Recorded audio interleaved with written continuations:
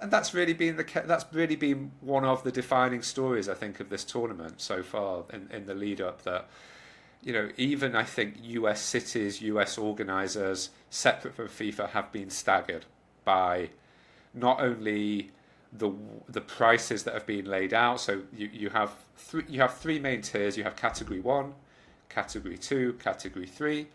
Because they were so high, FIFA brought in a Category 4, which was a $60 ticket, bearing in mind that some of the Category 1s and Category 1s, just for group stages we're talking about, were going up to $700.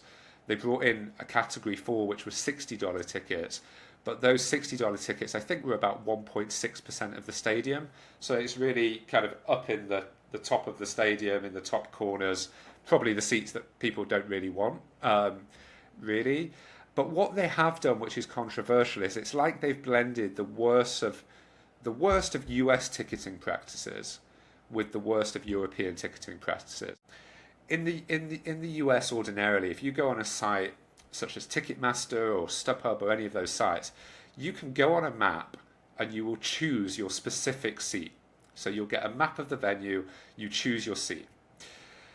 In Europe, what you tend to get is a category, particularly if you're buying a Champions League ticket for a Champions League final or something like that. So you might get Category 1, Category 2, Category 3, Category 4, but you don't get a specific ticket.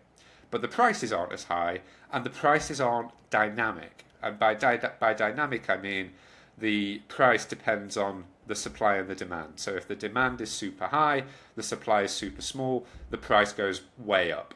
What FIFA have done is both dynamic pricing, which is kind of the worst of the US market, blended with categories rather than specific tickets.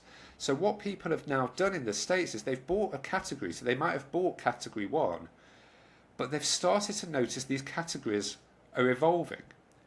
Because some of these categories, you might get the worst Category 1 seat, or all of a sudden what you thought was Category 1 seems to be seeping into Category 2. And now they've even introduced a new bracket, which is front row Category 1, to try and get even more money out of people.